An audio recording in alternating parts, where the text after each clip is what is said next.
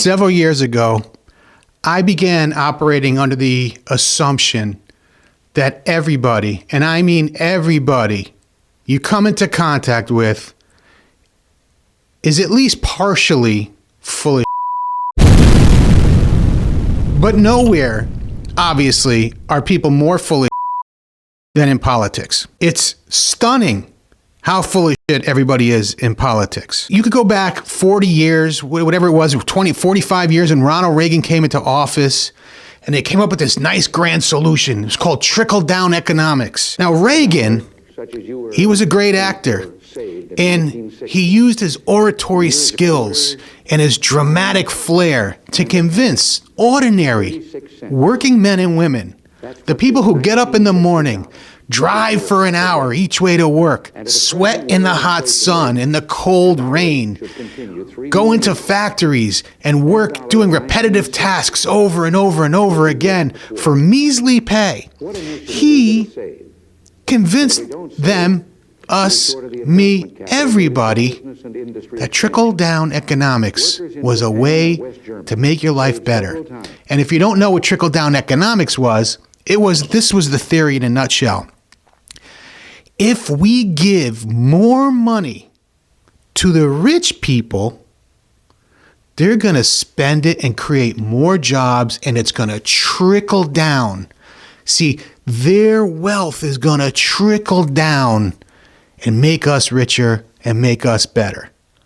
Now, the only thing that trickled down was the urine on my leg when they peed on it and told me it was raining. There is no evidence that trickle-down economics works, that it did work, that it made us richer, that it made us better off. None. And yet we believed it. We believed it, and there are people out there in the world, and they're still pushing that narrative, and there are still working men and women. I see them every day in chat rooms and online, and they are just like all gung-ho about giving like tax breaks to the richest people.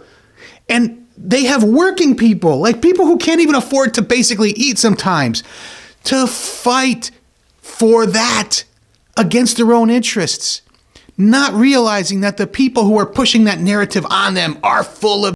If I went to the butcher one day and I say, hey, give me a pound of ground beef. He gives me a pound of ground beef. He charges me $9. I go home. I put it on my scale. It's a half a pound. The guy told me he's giving me a pound. Now I come home. It's a half a pound. All right.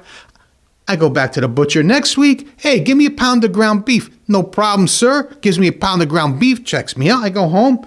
It's not a pound. It's a half a pound. What do? I don't know. I need ground beef next week. I go to the butcher. I say, hey, give me a pound of ground beef. He gives me a pound, he says. He wraps it up. He charges me $9 for a pound of ground beef. I go home. It's a half a pound of ground beef. Now, who's the ass? Who's the chooch, as they say in Italian? It's me. This guy keeps telling me he's giving me a pound of meat. He gives me a half a pound of meat every time, but I just keep going back. That's what we do. That's what we do. There's a new thing going on right now, okay? They're looking to give another massive tax break to the richest people. I mean, these are people who have too many airplanes, too many yachts, too many mansions, too many companies. They have too much, and yet they want to give more to them. What Trump is saying now, and what the new narrative is coming out now, is this. We're bringing wealth back to America. That's the new narrative. Maybe they don't know, they're too dumb, or they're just lying to us when they say they're bringing the wealth back. Because, ladies and gentlemen, the wealth is already here. We're already the richest country in the world, in the history of the world, by miles.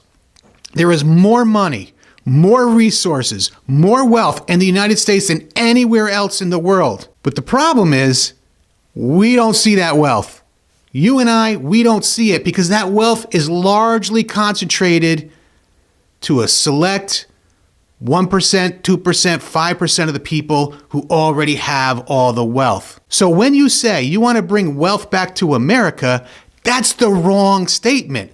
The statement should be, I want to bring wealth back to the working person. I want the person who goes to work 40 hours a week in a factory or in an office building or delivering mail or teaching kids in school. I want them to have enough money to live, to own a home, to pay their rent, to feed their kids, to send their kids to college, and of course, to pay medical bills.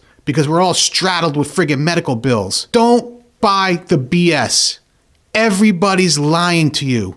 They're lying to me.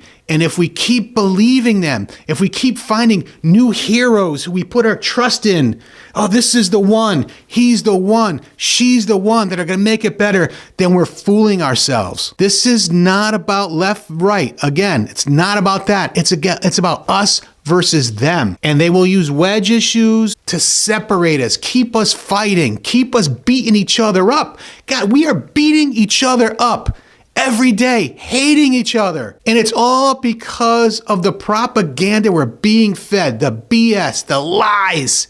And we're believing it. If you were married, if you're a husband, he goes out, he says, hey, honey, I'm going out with the guys. Meanwhile, he's stooping a hooker, in Vegas. He paid for the girlfriend experience. He paid like $4,000 for the weekend to have.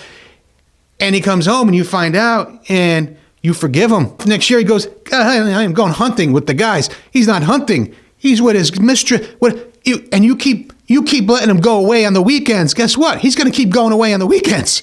He's going to keep going and doing it. Why? Because he's not paying the price. And that's the problem. These people that we believe, that we count on, that we trust in, they don't pay the price. They just get richer. And the more they get, by the way, that means it's the less for us. There is only so much wealth, money, resources in the world, in the country. So if the top 5%, 1%, 2%, 10%, I don't give a shit, if they keep getting more wealth, if there's more disparity, it's coming from somewhere. Where's it coming from? It's coming from us. Ultimately, when it comes to politicians, they are lying. Lying. They are the lying liars who keep on lying, and we are the dumb dummies who keep on believing. That's all I got to say. I don't have a solution. I have questions. I have problems. I have complaints. I'm not a guy with too many solutions, but I say we need to recognize this for what it is, get smart, wake up, and maybe things will get better for our kids. That's a long shot, though, honestly.